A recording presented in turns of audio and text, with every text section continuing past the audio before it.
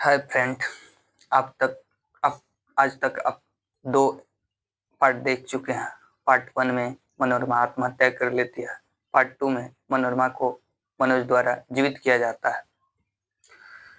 आज आप इस कहानी का एंडिंग पॉइंट तक आपको दिखाई क्या जाएगी, आपको सुनाई जाएगी। तो कहने का मतलब ये है कि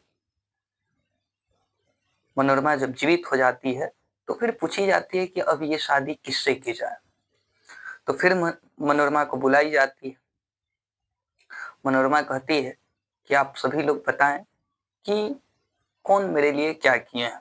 फिर बताई जाती है कि मनोज तंत्र मंत्र विद्याओं से आपको जीवित किए हैं, नई जीवन दिए हैं।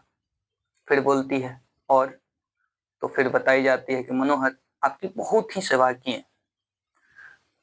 फिर बोलती है मनीष, तो बोली जाती है मनीष कुछ नहीं किए हैं, ये बस अपनी प्राण की आहुति देने के लिए तैयार थे और ये अपनी जान देने के लिए यहाँ पे बिना खाए बिना पानी पिए अन्न जल सब कुछ त्याग करके बैठ गए थे और बोले थे कि जब मनोरमा की लाश ले जाई जाए तो मेरी भी लाश साथ में ले जाई जाए और दफना दी जाए। तो बात ये होती है। फिर मनोरमा कुछ देर सोचती है, सोचने के बाद कहती है कि मैं शादी जो है मनीष से करूँ। अब सब लोग आश्चर्यचकित हो जाते हैं, भाई मनीष से क्यों, मनीष ने तो कुछ किया भी नहीं।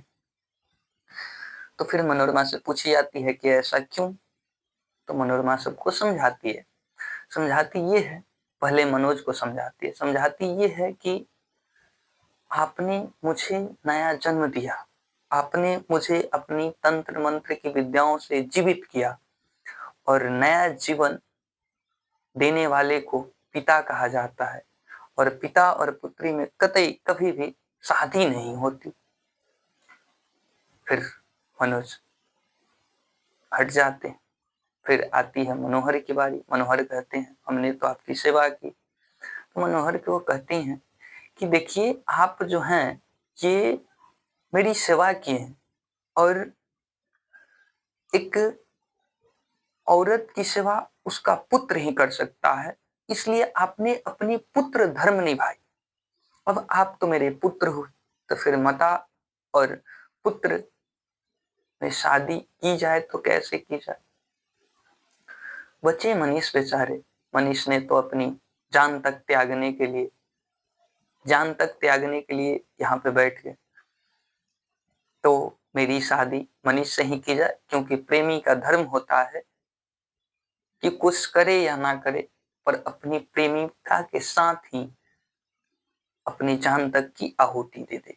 इसलिए ये कहानी आज समाप्त की जाती है मेरे द्वारा।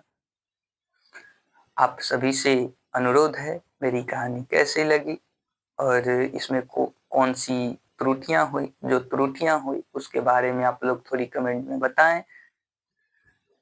बाकी आप लोग इस कहानी को जिस प्रकार से प्रेम दिए, मेरी तरफ से आप सभी को धन्यवाद।